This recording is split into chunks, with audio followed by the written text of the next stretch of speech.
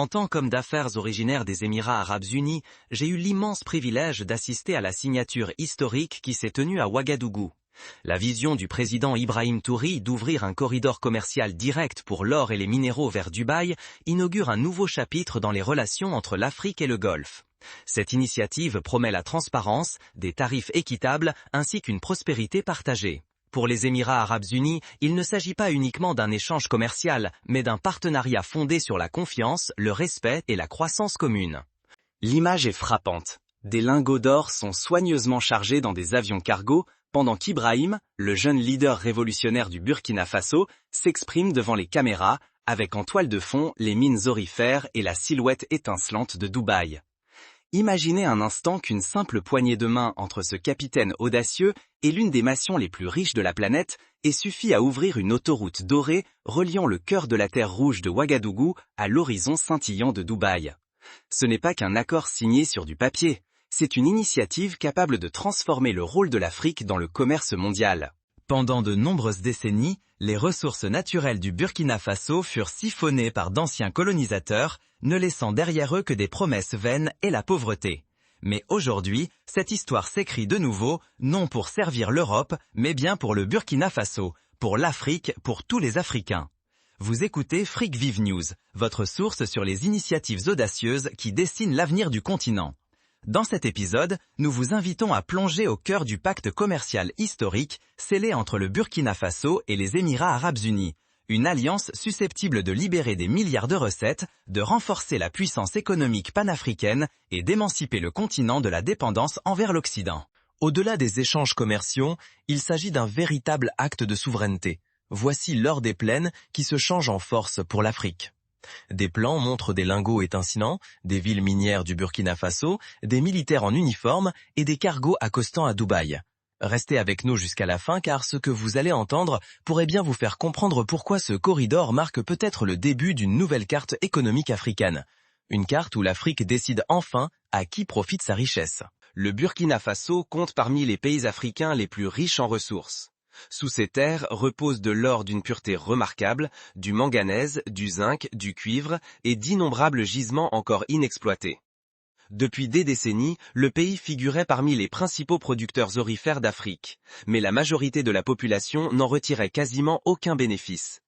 Historiquement, près de 90% des exportations d'or du Burkina Faso prenaient la direction de l'Europe, en particulier de la Suisse et de la France, où des multinationales le raffinaient pour le revendre à prix d'or.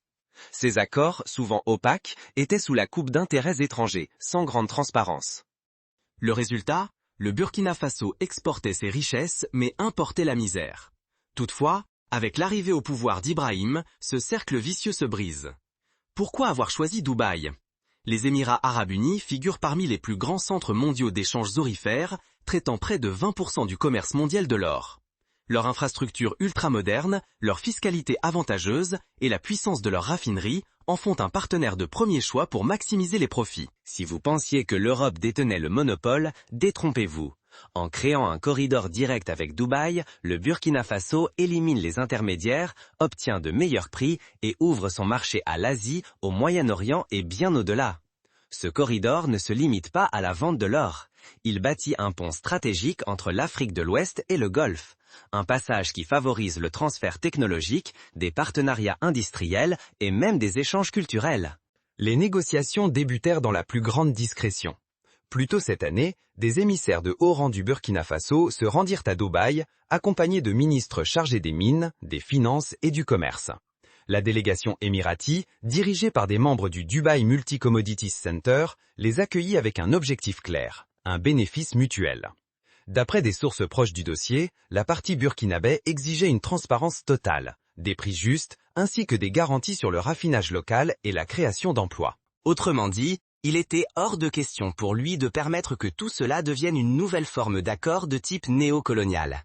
Cette fois, il a été convenu d'acheter directement l'or du Burkina Faso en contournant les intermédiaires européens et d'investir dans des installations de raffinage sur le sol burkinabé afin de générer des emplois locaux. Il s'agit aussi de fournir les technologies et la formation nécessaires pour instaurer des pratiques minières durables tout en soutenant des projets d'infrastructures liés au secteur minier, notamment la création de nouvelles voies ferroviaires et routières menant aux ports d'Afrique de l'Ouest. Selon les estimations, ce partenariat pourrait rapporter au Burkina Faso plus d'1,5 milliard de revenus supplémentaires chaque année. Une manne financière qui restera en Afrique au lieu de s'évaporer vers des comptes bancaires étrangers. Ce corridor ouvre également la voie à l'exportation d'autres minerais comme le manganèse, le zinc ou encore des éléments de terres rares essentiels à l'industrie électronique, désormais accessibles directement aux acheteurs internationaux. Cette diversification protège le Burkina Faso contre l'instabilité des prix de l'or et apporte une base industrielle plus large. Pour la première fois, le pays ne se limite plus à l'exportation brute de matières premières. Il s'impose désormais comme un acteur à part entière dans la chaîne de valeur mondiale des minéraux. Cet accord envoie un message fort aux anciennes puissances coloniales. L'Afrique n'est plus votre mine privée. Le pays affiche clairement son refus des contrats abusifs, et cette coopération est la démonstration que les nations africaines choisissent leurs partenaires commerciaux. L'Occident pourrait essayer de présenter cette démarche comme risquée, évoquant des inquiétudes liées aux droits humains ou à la gouvernance.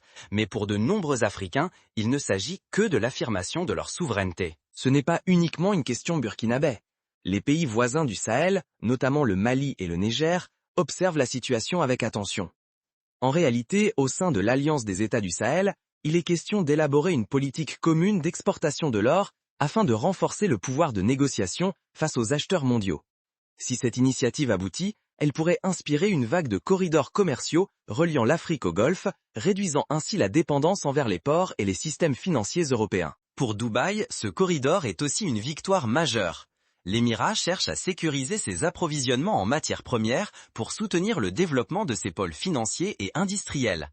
S'allier directement avec des nations africaines s'inscrit parfaitement dans sa stratégie Vision 2031 visant à diversifier son économie. À la différence de l'histoire coloniale européenne en Afrique, Dubaï se présente comme un partenaire d'affaires et non comme un maître. Si cela se confirme à long terme, ce sera grâce au respect des engagements pris. L'accord prévoit notamment une chaîne logistique moderne reliant Ouagadougou au port du Golfe. Des projets sont en cours pour améliorer la connexion du Burkina Faso avec les pays côtiers, possiblement en partenariat avec le Ghana et le Togo pour un accès portuaire. Certains évoquent même la création d'une ligne aérienne dédiée au transport des cargaisons de grande valeur, comme l'or, contournant ainsi la lenteur du transport maritime. Un mineur local confie « Avant, nous extrayions l'or, mais il quittait le pays et nous ne voyions rien. Maintenant, peut-être que notre travail servira à construire des écoles et des hôpitaux ici. » Un économiste ajoute « En commerçant avec Dubaï, nous pouvons conserver davantage de bénéfices et réduire l'influence de l'Europe. » C'est un pari audacieux. Même si l'accord est prometteur, il existe des risques. Menaces sécuritaires venant de groupes armés visant les zones minières, risque de trop grande dépendance aux revenus firaires, nécessité d'un contrôle anticorruption strict pour que la richesse profite effectivement à la population. Le gouvernement burkinabé promet une surveillance rigoureuse et a déjà annoncé la création d'une autorité nationale chargée de gérer les recettes minières en toute transparence. Symboliquement, ce corridor incarne un tournant dans la géopolitique africaine. Désormais, le destin des ressources africaines ne se décide plus seulement à Paris ou à Londres, il se joue aussi à Ouagadougou et à Dubaï. Pour de nombreux jeunes Africains, la preuve est faite que le leadership compte et que des décisions courageuses peuvent transformer le destin économique d'un pays.